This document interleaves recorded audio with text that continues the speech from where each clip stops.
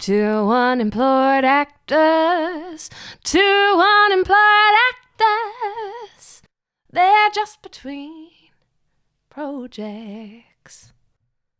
Welcome back to Two Unemployed Actors. I'm Max. I'm Sam. We have a great show today. We're going to give you a debrief on Lipstick, the play that's finally finished. I say finally, 4 performances, but anyway, it felt like a lot longer. Mm-hmm. And what else are we going to do? Well, talk about what to do once you finished your big, fun, fantastic project as an actor, because then, you know, you're immediately unemployed again. You got the blues. Exactly. Yeah. So what to do immediately after. And... Sammy, you're going to catch up about, your film's wrapped. Film is wrapped. Yay. So we wrapped on the 31st. Was it a run to the line, like you literally trying to get everything captured, or was it sort of planned No, we did okay? well. No. Okay. The timing was good, but so I finished on the 30th. Okay. I left on the 31st in the morning. Yep. Drove back to Sydney. Saw Hamilton on the 31st, which is well done, because you love your musicals. Yeah, everyone should go see it if you can, and they are expensive tickets. But yeah, well, fortunate enough that my parents love musicals too. Well done. Yeah, it's and it's the only place in the world you can see Hamilton at the moment. 100%. Thanks to how well we're tracking in Australia. Sorry to rub it into all our international listeners. No, we are doing well. We are doing well. The morning after that, I went on a camping trip with the family. Right. And then midway through that, Jess and I went straight back to Newcastle for the wrap party. Oh, of course. That's worth leaving a family camping environment. It was worth it. We got very, very, very Imagine you did. drunk. Imagine you did. It was great. Headed back to camping, and that was a busy weekend. And then got back home and just jumped straight into it. So It's good. I just finished working as an art assistant on a shoot. Are you allowed to say which shoot? I am. Okay. It's called Wood Chips. It was kind of like an afters kind of short film esque kind of commercial for a company, like an architectural company. So they were commissioned by a company to do this. Yes. And away they went. So like what would you call it then? Yeah, I don't know. Like a story. Yeah, because I know because there's a word for it. I know there's going to be some corporate speak that's there because you go to these corporate websites and then you're going to have this intro video of how amazing they are, and it's kind of one of those. Yep.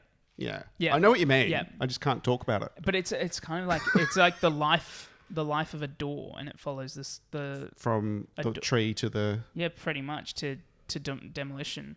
So that was cool. Okay. I played a little role in it, but did mostly art assisting, and then was thrown in at the deep end and did some sound. Was that now, did you get that job through the online platform you were talking about earlier about Crew? I got that through Ramon, who was a director I've worked with before, and he was directing this. So that was just a personal one. Because I remember you were looking into this online platform where for various levels of experience, Crew, you can sort of see what's available. Yeah, they're just Facebook groups. Facebook groups. There's like Australia Needs Crew entry level, and then there's Australia Needs Crew Professionals and all that stuff. And speaking of which, I applied today for an art assistant role on an actual shoot, like a paid one, kind of big one. I don't think I can say which show it is. Yeah. But yeah, got it, and I'm waking up at 3:45 a.m. tomorrow morning. Oh yeah. Yay! But it's going to be fun. That's good. I hope. Big budget? Yeah, I think reasonably big. It's awesome. I know you can't say it. Yeah, I actually don't know much about it, but I'm it's probably better that way. Pretty big. Saves you accidentally saying it. Yeah, exactly. But it's all good experience. It's gonna be fun, good experience. Yeah, just busy at the moment. Okay. Shot a couple self tapes today, putting my showreel together, all this stuff. Yeah, just jump straight back into it. That's good. Much. What about you? Well, I first of all, fun fact, I saw a photo the other day of my old Kung Fu instructor. Okay. Teaching one of his students, who happens to be Robert Downey Jr. No way. My separation anxiety. Talking about Fred again. My 1 degree of separation from Downey. So because I learnt Wing Chun Kung Fu as a teenager in Melbourne growing up. It was great, and William Chung and his brother David Chung. So I learnt mostly from David. But William did all the grading. Mm-hmm. So he's basically the Grand Master of Wing Chun Kung Fu. Okay. And so I got to advanced level and did sparring, competition stuff with those two, the dynamic duo. Yep. And because William Chung learnt from Ip Man in Hong Kong, and he got Bruce Lee to come across and do Kung Fu. Yep. When he was doing all these Hong Kong street fighting stuff. Because it's not a sport like Taekwondo, it's you beat the crap out of people, and so there he is in. So I've learnt the instructor's name in LA, Sifu Eric Oram, runs the Wing Chun Kung Fu there. I think so he's fully. Actually, he was. Fun fact of the fun facts. Yes. So he was one of the youngest at 18 to be deemed instructor level, which is fantastic. Like to know how many years it took me. To get to like advanced level, like, and it's full. I mean, like the grading, right, is like you have to when you get to an advanced level, you not only have to know the techniques at whenever they call it and be able to demonstrate your proficiency in them, but then the other part of the grading is they put you in the ring and you full on go sparring with someone, and you've got to be able to be applying those techniques under pressure. So otherwise you won't get your next level. I did karate for a little bit. Okay. But that was okay. Same, but different. And then Krav Maga I tried. But and then Krav Maga is pretty brutal, but pretty cool though, but very, I like to call it efficient Krav Maga. Yes. But Wing Chun, it's all about using your opponent's strength against them, which suited me just fine, being the smallest kid in the class, because that's generally what would happen. So there he's visiting various instructors around the world as he does, and private tuition stuff with Sifu Eric Oram and good old Robert Downey Jr. and whoever else they instruct over there in LA. But it's a great. So he's gone there. And he's So he basically the story is right. My dad, my mum met in Canberra. So this is obviously before I was born. Yep. And he was friends with the brothers because they opened up a restaurant in China. A Chinese restaurant in Canberra. Yep. Before they opened up a Canberra restaurant in China. Yeah. Before they started teaching in Melbourne and opened up the school. So when I turned up to see if I could learn, because let me explain, like you've got to be, I think I had to be over 12 years of age to learn. Okay. So they don't just teach kids, you've got to be able to sort of have some sort of common sense about you, and be able to put a few techniques together. So I think, because I was only 9, so David Chung showed me a few moves, and then William Chung said, yep, okay, gave me the nod. I'm sure it helped. Not my absolute proficiency, but the fact that friends with my dad. Yeah, probably. But and then he also taught an instructor who's now teaching on the Gold Coast, who my brother learnt from when he was based on the Gold Coast for a while. And again, William and my dad caught up on the Gold Coast a few years ago. So, man gets around. He's 80 something, but he's absolutely formidable. He's like the fastest amount of punches within a minute. The 1-inch punch. Oh yeah. That Bruce Lee was famous for. He's great for. So basically, we'll put the bottom of the fist on your chest and just punch you, and it will push you back. Yeah. Phenomenal stuff. Anyway, great at parties. So, but really interesting. So, it's small world. So I've looked at it. I'm like Robert Downey Jr. is learning martial arts. That looks like the Wing Chun stance. And hang on a minute, that guy looks familiar. That's William Chung. I'm like, oh my god, brilliant. That's weird. Yeah. Well, when I go to LA, I know to look up Sifu Eric Oram and start dropping in for some lessons. Oh yeah. I tell you what, it's funny what you remember, but it's been a few years. It's been a few drinks since doing that, because when I did my one of my stints on Deadly Women, one of the many, with, that's right, the fight scene, and the stunt coordinator happened to learn Kung Fu, Wing Chun Kung Fu. Yep. So we got to play a little bit there, which was fun. I got to do a few extra moves, which is great, while the poor other guy just got to hit the man with the paper hammer. And just before they said action, by the way, with our budget, we've only got one paper hammer, so don't fuck it up. So, oh my god. no pressure. Not quite the same budget for 10-minute fight scenes and CGI that they've got in Marvel World. Multiple weapons, probably. So we talked about Lipstick earlier. Lipstick, the play has finally finished. I say finally finished because, oh my God, it was like I had that script for over a year now. Yeah. Like over a year process. And the whole purpose I've talked about it many times. The whole point was to keep it relatively fresh for when I was starting to rehearse, so that I could because there's so much physicality to it. Yeah. The blocking is so complicated. Being a farce, it's all super fast paced as well. So you can't sort of muck it up. It's a bit too noticeable. And managed to do that by easily not looking at the script for like 6 months during the pandemic. But then come show night, it all came together. There were some moments when I made choices even in the moment that felt right on stage during the performance. Oh, good. Even then, still sort of refining and adjusting. And of course, every performance can be slightly different when you've got so many, like there's 7 of us all running around literally through various doors, and that things are going to be different each night, which allows you... I don't look at it as a problem. I look at it as an opportunity to sort of stretch and try something a bit different, which is really cool. Props was interesting because the character I played, Hank, is a maintenance guy. Look, he's a landlord. He's not very good at what he does. He wears a tool belt, and I'm ready to pack it, going like a tradie, going, oh, I need these tools. No, I don't. No, it's Hank who's trying to fix things. So like the biggest feature was like a sponge, because that's the kind of guy he is. He'll be cleaning up more messes. Fixing them, and just I went through a hardware store and spent like $10 on all these little bits and pieces. Oh yeah, cool. And make it look somewhat legit.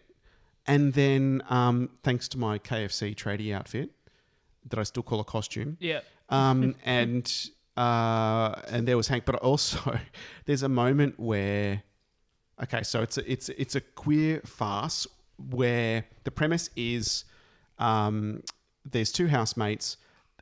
Anna's apartment. Mel's there, the best friend. She's having a breakdown while she waits for the friend to arrive. Doesn't know if the friend's gay. Really likes her, and Mel's mum turns up, who's completely off the charts in terms of being able to relate to what's happening in the room.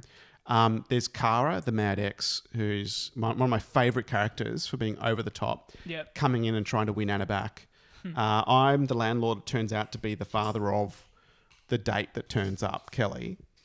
And then Rowan had this great montage of because there's other guys turning up to meet Mel in the middle of it all, and that was Rowan's job. Okay. And there's one moment where there's a montage, he has to play several characters. Literally, the door closes, and he's wearing different outfits. Oh yeah, nice. It wears me out just thinking about it. I don't know how he did it, but anyway, it worked. And I think it was just one of those things where we all got on really well, which is great because it helps, right, when you're rehearsing a couple of times a week for so long. Yeah. And I mean, as much as I'd love to have that professional production where we're together 9 a.m. to 5 p.m. sort of thing for a few weeks leading up to it, and then away we go, it was a bit sort of out of sorts, but it did come together. And I think that's down to the sort of personalities as well. Yeah, cool. And the director and co-director. So it worked quite well. One moment though, Anna, like there's absolute chaos and hilarity on stage. Nearly every character's on set, and she has to try and break it up. She picks up, because she keeps accidentally giving sex toys to people by accident under pressure. Like the mum asks for a back scratcher. Here, take this. Oh shit, it's a large dildo. It's a real comedy. Whoops. Because even a cheap laugh's a real laugh, right? So, and there's one moment she picks up the drill, and on that drill is an actual attachment. Oh. And as she pushes the drill, anyway. So, who's got a cordless drill? Oh, Maxie has. Great. Who has a dildo that can go on the end of the drill? Well, Maxie has. No. I did end up sourcing it though. I went to this. Okay, so this is a story, right? Okay. So I go to this sex shop on King Street here in Newtown. Yep. And I'm just walking in like it's any other store going, okay, where are the dildos? I'm looking at the wall going, first of all, wow, some of them are quite realistic. And scarily realistic. Secondly, yes, some of them are quite big. And then and then I'm kind of standing there going, well, I want it to be sort of real to get even the people on the back row to understand what's happening. Yeah. But I don't want it to be too real as to make them recoil in horror. And, you know what I mean? I want it to be somewhat cartoonish. So I'm having this moment of actually studying the wall, because it was quite a wall, to try and work out what's more appropriate. So anyway, I start chatting to the guy behind the counter, and we have this great chat. And he's like, first of all, best original story I've heard in a long time, because I told him I need it for a what was play, going on, and this is the moment, this is the scene. So he takes it out of the packaging and holds it up and goes, well, I don't know. That's very cylindrical. I don't know if it'll actually, I don't know if it's dick enough. So there we are having this very civilized conversation about what's too dick and dick enough, and not too cartoonish, but not too real. Yeah. And a very serious conversation. And as we approached the wall again, ended up upgrading me.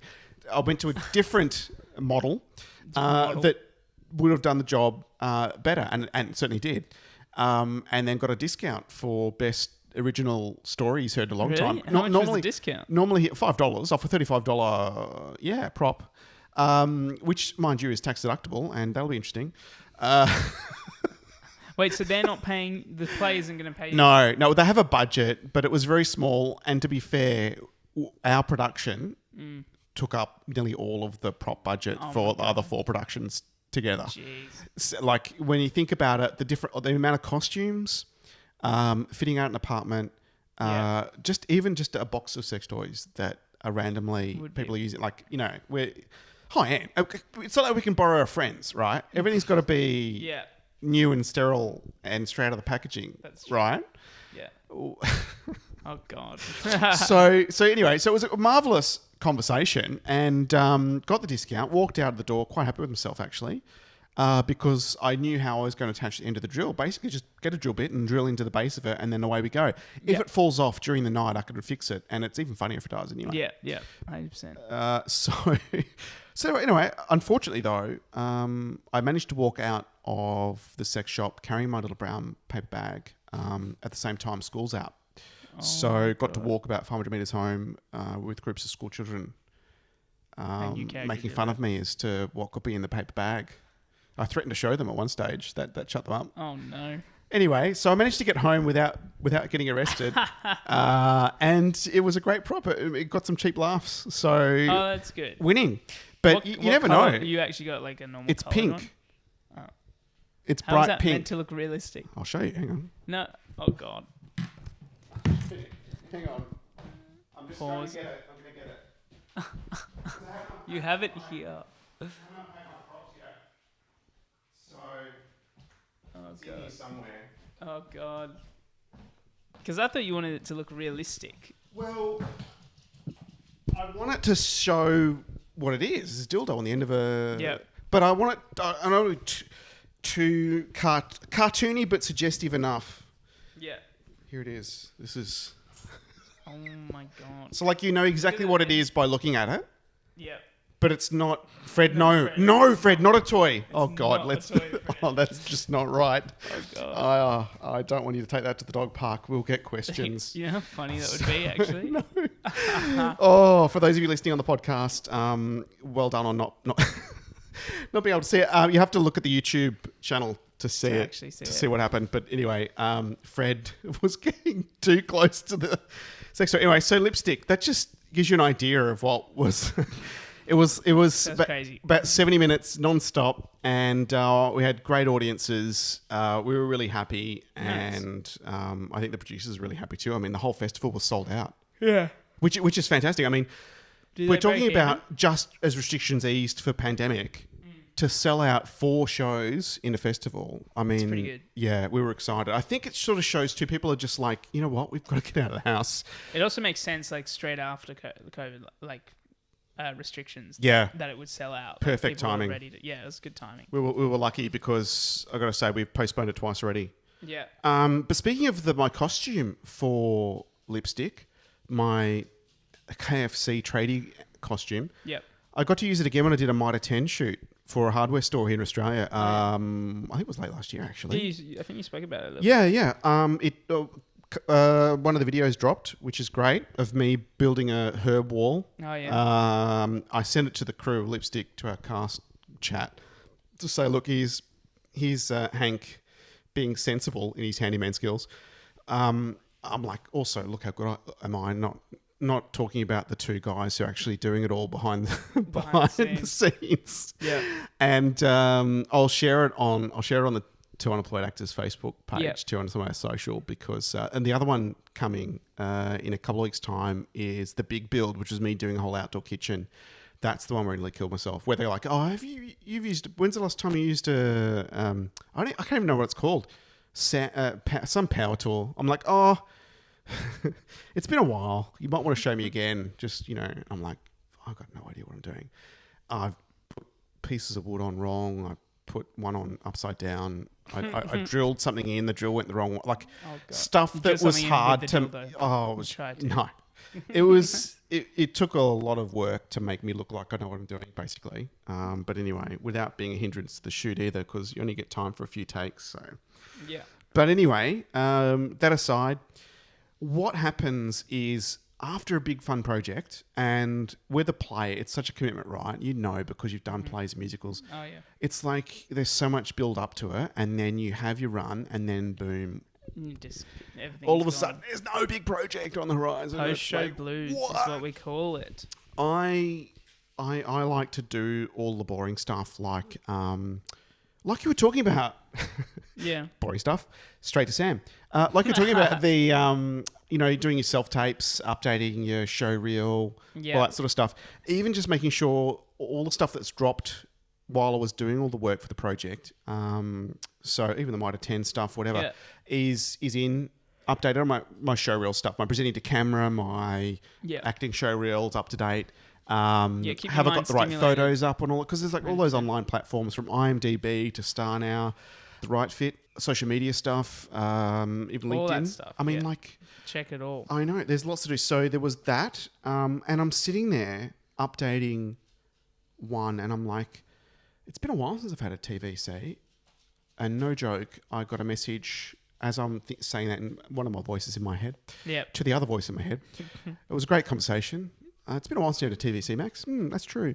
And then I got a message through one of the online platforms saying, can we put you on hold for a TVC?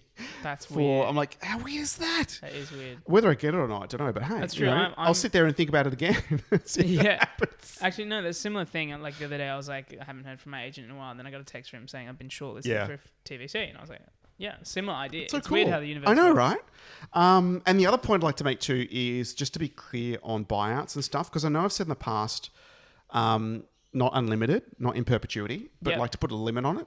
So she's like, give you a call, blah, blah, blah. And I knew straight away, I'll just, if there's a phone number, I always like to call because you get so much more information. Yeah, sure. So having a conversation, and she talked about how the client normally uses the creative for 1 to 2 years. And because it did say in perpetuity, like full buyout. Oh, yeah, right. It's easier, right? And you get more bang for your buck. Yeah.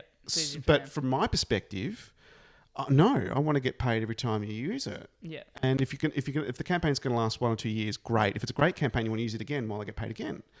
So I said, okay, well that sounds great. If your client is looking to use it for like 1 to 2 years, then there shouldn't be an issue putting a 2-year usage in it. It's like, oh no, that should be fine. Like, I mean, if you don't ask, you don't get. Yep. What's the time frame?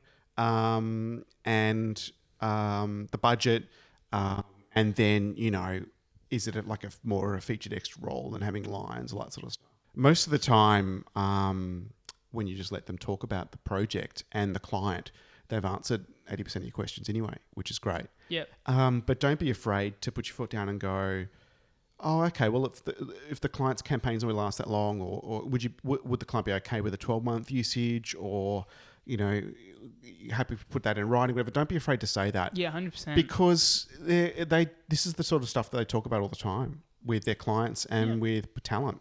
And then if they come back with a no, then that's your decision to make. Exactly. If you want to do it, which is totally fine. Yeah. Or if you don't want to do it. Exactly. Also fine. But make sure you ask, because sometimes we're just so grateful for the opportunity. We're too busy saying yes to read between the lines.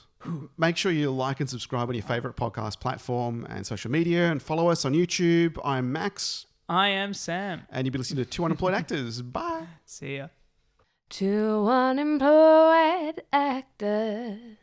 You've been listening to Two Unemployed Actors. I'm Max. I'm Sam. And make sure you listen out for... Oh, that was horrible. Just let me do that again. I don't know what's happened to me today. I can talk. All right. Make sure you like and subscribe on your favourite podcast. Oh, fuck. Let's start the whole thing again. That's what you've been listening to.